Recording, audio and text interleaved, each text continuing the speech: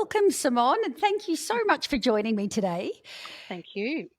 Now, you have been helping blended families and step families for over 15 years now. Yep. So you've got an absolute wealth of knowledge and experience in this space. As a child and family practitioner, with the extensive experience that you've got, could you share some common emotional challenges that children often face when adjusting to blended family dynamics and how these emotions can manifest in their behaviour? I think one of the first things we all need to think about when talking about children in blended or step families is what is their age and developmental stage, and particularly what's their neurological development, because that really impacts on the emotional challenges that they experience. So that's the first thing I would say to anyone is, or ask anyone, how old are the kids? Where are they at developmentally? Because that gives us a wealth of information around what the kids could possibly be experiencing emotionally and how that plays out in their behaviour. The second thing I really think is important for us to consider is that, a step family is not necessarily a child's choice. And so that really plays out. This idea that they're not in control or it wasn't their choice to be in this new family structure, that plays out depending on their age and stage as well.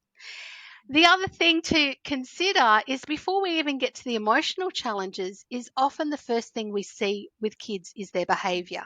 It's kind of like an iceberg, right? We see the tip and what lies underneath the water is like much bigger in mass. Yeah.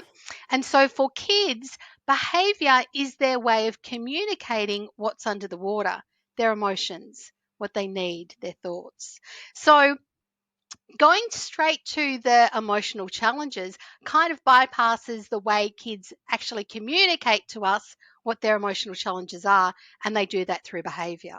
So it's perhaps the behavior we consider to be good or the behavior we consider to be tricky. We need to stop, pause, think as adults and wonder what's the feeling behind this? What does my kid need when they're behaving in this way? I think we can also think about emotional challenges for kids in two ways. Um, the pace of forming this new family is really or directed by the parents, the adults, when they choose to repartner. And that doesn't necessarily match between you and me. It doesn't match the pace of the children's processing. So it's important to know that when you're an adult and you're experiencing an incredible amount of positivity when you found someone new and you're on this journey to establish a new family system, your kid might be in a really different place on that path. And that can lead us to having more understanding about the emotional challenges for kids. And the other thing is that often kids hold a very unconscious fantasy that their parents may get back together, that their parents may unify again one day in the future. And when a parent repartners, that fantasy is lost. Again, based on age and stage, kids will react to that in quite unique and individual ways. It is a source of the emotional challenge for kids with in-step families. And I think the number one biggest emotional challenge for kids is the unacknowledged and often unexpressed experience of grief and loss. So, one of the reasons why we at Stepfamilies Australia use the word step family is because step is a derivative, a German derivative, an Old English derivative, meaning born of loss. So, a loss needs to occur before this new family system can be established. And for kids, again, based on the neurological development, really don't have the ability to articulate that loss. We see it in the behaviour. We might see it in intense emotions. If you were to say to a kid, "Oh, are you feeling that because you're experiencing grief and loss?" No, you're not going to get an answer. Yet us as adults can step back and think, well, there are all these kind of behaviors. Thinking about that iceberg, what could be the needs underneath that? What could be the feelings?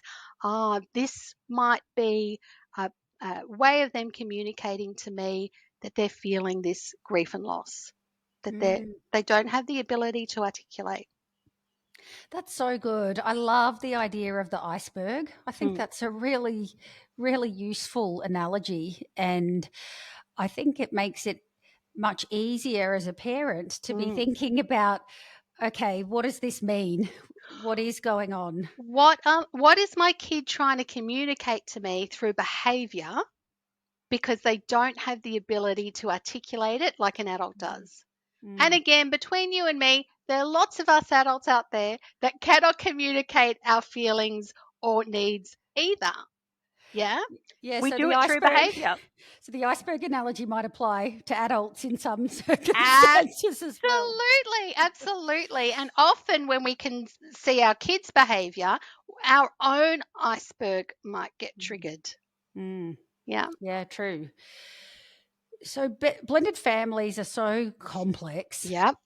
If you're seeing signals from your child that they might be unhappy or they're expressing those emotions, Hmm. what can you be doing to create a supportive and open environment for them to be able to do that freely and Hmm. then also best address any behavioral changes that might arise during the adjustment? In the work that I do with families, I think one of the most important things around this idea of how do we express emotions freely, how do we make adjustments in behavior, the adults need to be on the same page. And that's really curious, isn't it? Because we might have repartnered with someone who's quite different from us, has quite a different experience. Yet here I'm talking from Stepfamilies Australia saying, oh, it would be a good idea if you could be on the same page when it comes to what does it mean express emotions freely. And I think when we ask ourselves that question as adults, we might actually find that we have very different opinions on what that looks like and very different opinions on what appropriate behavior look like. So there's a whole heap of discussion there. There's a great opportunity to discuss with your partner what that actually means. And actually, what does it mean for ourselves as adults? Do we actually feel like we can be emotionally free with our partner? What do we actually feel about sadness? What do we feel about anger? What do we feel about frustration? Because if we're not aware of our own meaning and even judgment of those emotions, it's really difficult for us to create an environment where kids can express that freely. So good. Yeah. Yeah, that's spot on. The other thing I think can be really helpful is the idea of emotion coaching. And that's a great way to create an environment for emotional communication. And I will speak a little bit more to that, I think, later today. And lots of adults share with me that it can be really, really helpful to get as skilled up as you can around children's development. And so I highly recommend parenting programs such as Tuning Into Kids, Tuning Into Teens, Bringing Up Great Kids, any of the work by Siegel or Dr. Shafali. There's so many books, there's so many websites, podcasts, you name it, out there right now. Adults share with me as soon as they get a little bit of information that's, kind of grounded in both anecdotal and research evidence, it just builds their confidence. And that ability to stay calm as an adult then helps your child be able to express more freely. Mm, so true. It's all about role modeling that behavior, isn't it? As And the it is very tricky. mm, when you might have your own emotions going Yeah, on underneath the iceberg. absolutely. Absolutely. So, in your experience, what would be some of the effective strategies or techniques then that parents and step parents can use to help children cope with feelings?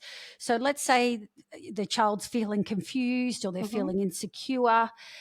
What are some ways that that parents can step in to help? I think the research shows us very strongly that as an adult, as a parent, you need to be as clear in an age appropriate way and consistent in your communication with the kids. Yeah. And that might, you might think that, oh, you're kind of doing that okay. And you might need to review that and just refresh. Am I being as consistent and clear in my messages as I can, particularly around any kind of changes, transitions, and the basics, say, living arrangements. Yeah. I think it's really important too that there is space created for the parent and the child to have quality one on one time. And especially if the children are living in two households. So if you are a parent who needs to support your child in transition from home to home, so many families have shared with us that when they allow the child to have one-on-one time with their parent at the start of those visits, the start of those transitions, behavior seems to settle in, bonding, re-establishing the attachment connection seems to settle in much quicker than if the adults choose to do, say, a whole family activity. Got it. Um, I think the other thing too is that, apart from re-entry into your home, we need to embrace the opportunities of daily activities. That's one-on-one time. What do you do at bedtime? Do you prepare meals together? The time in the car when you go down to the shops to buy, the groceries, brushing teeth, all of that is provides great opportunity for the one-on-one connection. I mentioned before emotion coaching, particularly with intense feelings such as anger or insecurity, confusion. The basics of emotion coaching, about 30% of the time, the research tells us, really helps settle and soothe and improve connection between adults and kids. And very simply, what I'm talking about here is acknowledging that your child has a feeling, validating that feeling. Hey, oh, yeah, I probably feel that too if that thing happened to me. And empathizing with them. Yeah, it's really tough to feel that. And in many cases, children don't need any more than those 3 steps. Yeah. Mm. They don't actually need us to solve the problem of insecurity or confusion. They need it to be acknowledged. They need it to be validated. They need to be empathized with. Yeah. Mm. And I guess that when we were talking about the iceberg, it's the same for us. We need to actually acknowledge our own feelings of confusion, our own feelings of insecurity, Yes. to validate those in our partner and empathize with our partner when they're also feeling those quite intense emotions. What's interesting is that confusion is a recognized stage in the life cycle of a step family. It's often what the person who's kind of newer into the family system and the children experience before the parent does. It's kind of goes hand in hand with step family development. So again, it's about normalizing. It's kind of okay for us to have these feelings, and we don't actually need to solve the problem of them, but we definitely need to acknowledge it and validate it and empathize with it. Mm. I think that's a good reminder about not solving it Mm, and really being there to listen and show that you understand and yep, that you've heard them. And I think that is such a valuable um, reminder to do yep, that.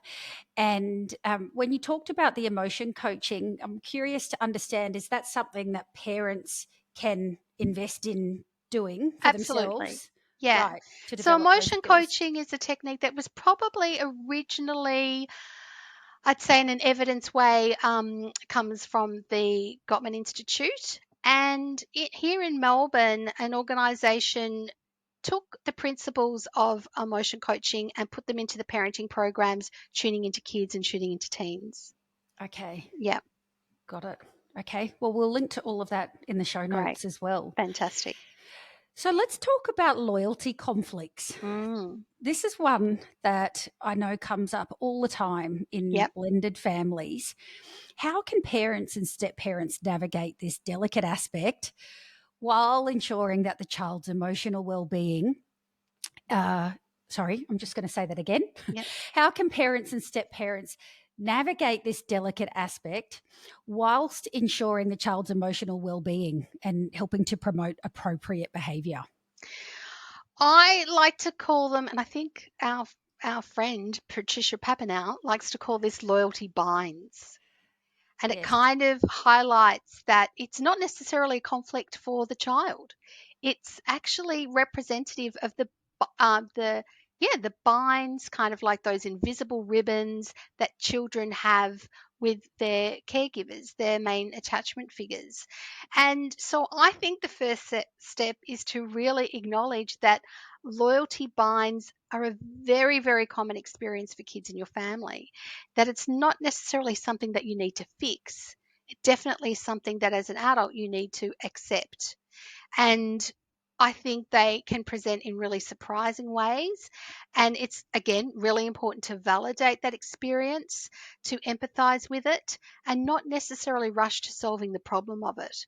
Because it's not necessarily a problem for the child until sometimes the adult's behaviors can lead to it being problematic. Yeah. Mm-hmm. I think you really need to, as adults in the step family, resist the need to complain or compete with your children's other parent and with each other. Now, this might be a surprising one, but I can't tell you how many couples I've worked with, and they'll say, "Oh, my new partner is such a good parent. They're so much better than me. My kid loves them more than all of us." That creates a loyalty bind. Your kid is then like, "Oh, do I have a relationship with this new person, because not only will my other parent maybe get upset, or maybe won't, I don't know, but my own parent has just told me that this other person is better than them." Yeah. Yes. Yeah. Oh, yeah. So we're doing it out of this great intention of, welcoming the new person. They're so great. Yet it creates a new set of loyalty binds. And so some kids might not necessarily want to connect with the new person because they don't want to hurt their parent. Mm. We normally think it's between the parent and the other parent in the other household, but it can actually happen in your own home. So, with that idea of stepping back from complaining about adults within kids' ear, within their hearing, and Yes. competing. Yes. The other thing is to take things slow. Yeah. Take the development of your step family slow. Slow down the pace of connections in relationship. Slow down any expectations of you going anywhere. Embrace that you're here. And think of the long game. So your kids will have different variations of loyalty binds throughout their life. Right now, it might feel really intense because they're living with you, but you think about the future, like who are they going to when they graduate from wherever, who are they going to invite, who sits where. This is a constant for your children. Marriages, having children, going overseas, Christmases, or whatever other family celebration you have, these loyalty binds will always be there. Yes. And I think as adults in step families, we really do need to manage our own expectations around this. The idea that a place of neutrality is actually a win. So if you're wanting to eradicate the loyalty bind, you're kind of setting yourself up to lose, because the loyalty bind will probably be there in some way or another. But we can support our kids through it by stepping back on the expectations. Mm. So you're saying the loyalty bind will likely resurface its head Yes, in a new capacity as you move through those different seasons of the family. exactly. Yeah. Got And it. so if you're trying to eradicate it, you setting yourself up for a big fall, because it's always going to be there for your child. How it presents in your child probably is really connected to the level of conflict that's across the whole family system. So that's good. We can do something about that. We can try our best to decrease the level of conflict. Yes. Yeah. Got it. So even when things are going well, your child might still feel the loyalty bind. I think that's so helpful to think about it that way and not try and fix it or eradicate it, because Yeah.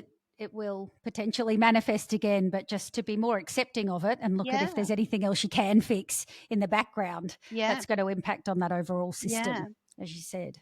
So, I'm going to give you an example of an adult client I had who their parents separated when they were about 4, and their parents repartnered pretty quickly and established quite big families. So there was already one family, and then they had more children with their new partners.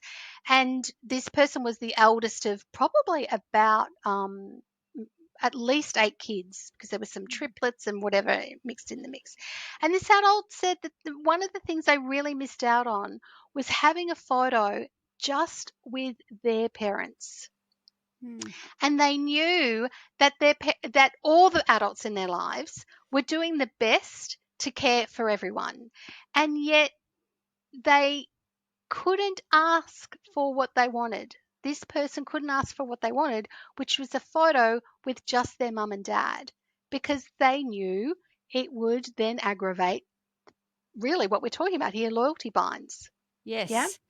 Yeah, I can imagine that Mm. playing out. I bet that happens often. And everyone's thinking, wow, isn't this great? We can all be in the photos together. There's, him and hers there, him and hers there. Here's the kid. They're an adult. Everything's great. We've got through this all these years. Yet no one seems to think to ask that child, well, who would you like to be in the photo? And it doesn't mean anything personal about anyone else in the family system. No. It's just simply, I'd like a photo with my mum and dad. Yes. Yeah. And if you're a stepmother feeling put out by that, then that's another issue.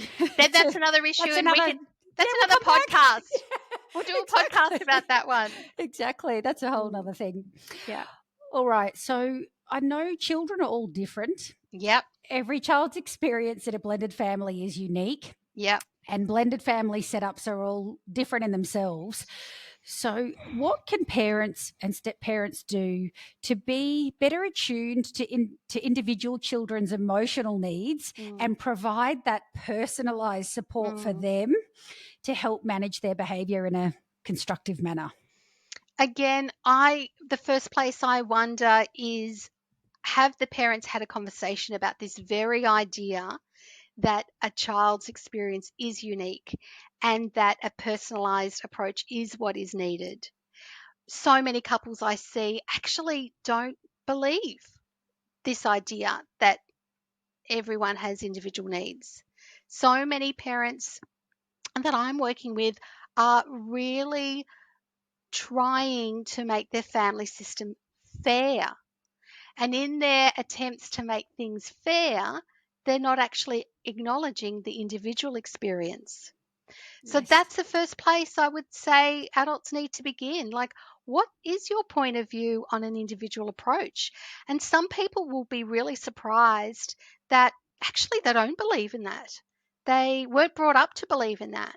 And that they think that the best thing for all the kids is for everyone to be treated in the same way. Now, that becomes really tricky when you've got kids who are neurodiverse, and the parents of kids who are neurodiverse really understand that you need to take an individual approach, right? Yes. And that can be very challenging if your partner doesn't have the understanding that an individual approach is required. So, again, I think it's like it can be a really difficult conversation that the adults need to have. And are they on the same page? Are Yes. we just assuming our partner thinks that, our kids have a unique experience, or do they actually come from a family where kids' experiences weren't valued in that way? Yeah. Yes. Yeah. So, yeah. So, some children I know may find it challenging to bond with their step parent or their step siblings. Hmm. And I'm sure this is something that you've seen come up quite a lot in your Yep. experience as well, no doubt. Yep. What advice would you offer to families seeking to build stronger emotional connections in such situations? And how can this positively influence the children's behaviour? The number one message is to take it slow. Yeah.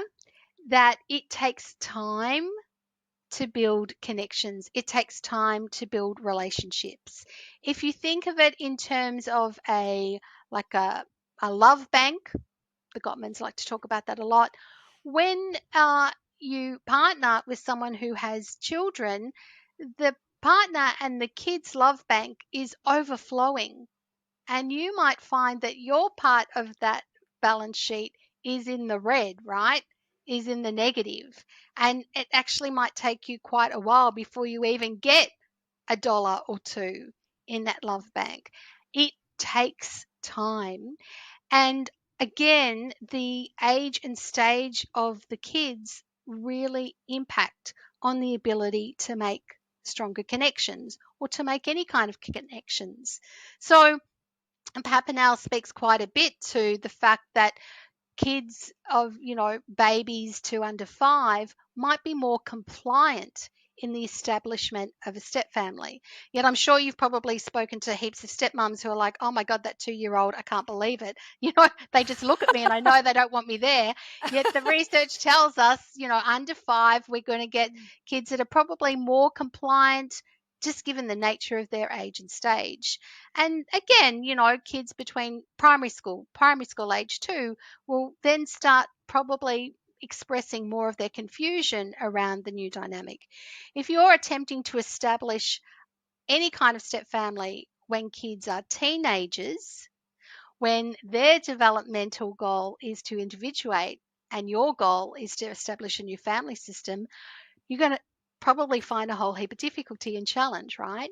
It's Yes, almost like we're trying to combine water with oil. That's not to say there are many success stories for teenage kids and the establishment of step families.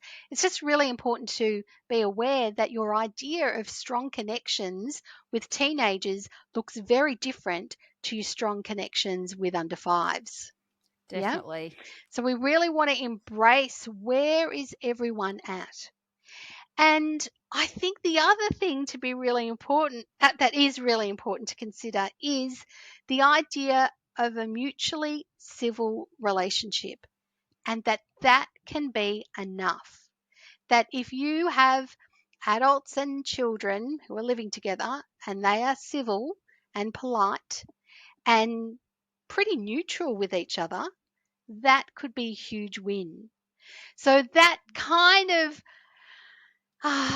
says, oh, well, where's the place for stronger connections?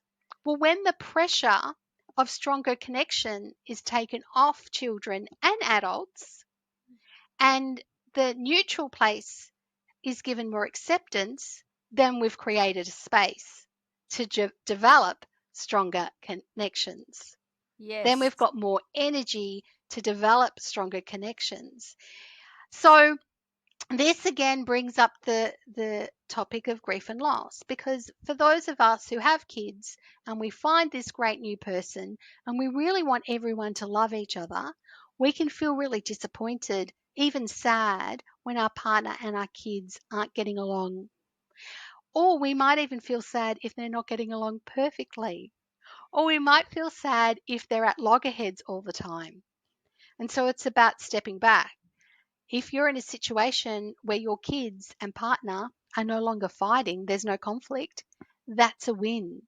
Are you in a situation where they don't hug each other? That's still a win. Yeah. Because maybe one day, because we're talking about the long haul here, that could happen. And it is about following the pace of the kids. Yeah. Such good advice. I love the idea of mutually civil Civil connections, relationship and relationships, connections. Yeah. and connections. I think that's great. It's all about lowering those expectations, Yep. not expecting perfection. Yep. It's a marathon, not a sprint, Absolutely. and being patient. Yeah. And so what you can think about then is not having a big step family activity where everyone's doing the same thing, but think about activities and rituals and traditions that allow for people to do different things. So, examples are like if you're interested in sports, you go to a sporting place, and if someone wants to pull out their book and have a read, I don't know, does that happen in 2023? I'm not sure about that. But hey, no screens. It Wow, could. it could happen. Not everyone has to play the footy match, but everyone can be there. And that's actually good enough. And that will foster stronger connections rather than the disappointment, the maybe even that nagging around why aren't we all doing the same thing. Lots of families share that they do go and watch sport together, but not everyone will necessarily watch it, Yeah. and that's okay. Um, People share that they will have preparing meals together, but not everyone will do the same thing. And it is in the consistency of offering space that doesn't have the expectations of how the relationships need to be that then fosters stronger connection. Absolutely. Makes sense. When you think about it, you step back and think Yeah, but about when it. you loved up and you've made this great choice and you can see the future and you can see perhaps even the correction from the past, it is hard to sit with. This doesn't look like the fantasy I thought it was going to be. Yes, Yeah, it that's is. It right. is quite hard and painful When you're in it, when you're in it. Yeah. definitely. Simone, I could ask you questions all afternoon here, but we're almost at time. Yep. Just lastly, what key takeaways or actionable tips would you like to share with our listeners to help them better support their children's emotional well-being and behaviour in the context of blended families? You've heard me say it before. I'm going to say it again. Slow down. Take the relationship building slow, take changes slow, transitions slow, and accept that your children will probably be at a very different pace than the adults, and that is okay. The second thing to hold is that grief and loss is actually something that all members of the family can experience at any time. And remember that, children don't have the skills or the brain development to clearly articulate their feelings of grief and loss, and that it's their behavior, probably the really tricky stuff, that lets us know what they are experiencing. So, yeah, we need to hold that for ourselves as well, because we can bump up into our own grief and loss as adults in the step family system quite a lot and in quite surprising ways. Mm. The other thing is to focus on what is working in your step family. How far have you come? Look for the best in all members of the family. This allows you to increase that emotional love bank that I was referring to earlier. It also changes the pathways in your brain. It's really easy for us, and sometimes very important for us, to look at what's not working. Yeah, you can Yes. kind of, our brains wired to find the threat, and we can kind of do that in our step families as well. So this activity of looking for what you're doing well, what is working well, does help rewire your brain, and is something that can soothe a lot of the anxiety and confusion and insecurity that people can experience in step families. Mm. Also leads to a decrease in conflict that people might be experiencing as well. Yes. And finally, I think what is really important to remember is that the research tells us that the best outcomes for children and the step family itself occurs when all dyadic relationships, and by that I mean parent child, the couple, the adult in the step role with their partner's children, that those relationships are attended to in a one on one way. And that kind of goes against what we instinctively think. We think if we put everyone together in the big soup of the step family, it's going to turn out really great. And actually, the research is telling us no, just let the parent-child simmer over there, and let the couple get some goodies over here. And if the adult in the step role can find some a place of interest to connect with the children over here, that's actually going to lead to better outcomes. Such good advice. There's just a wealth of there's a so many pearls of wisdom that you've shared. Oh, good. Thank you so much for your time. Where can people go if they'd like to connect with you or find out more about the work of Yeah, Stepfamilies Australia? yes, check us out at our website, Stepfamilies Australia. That's probably the best place to start. And yeah, it's been great to chat with you today. Thank you so much.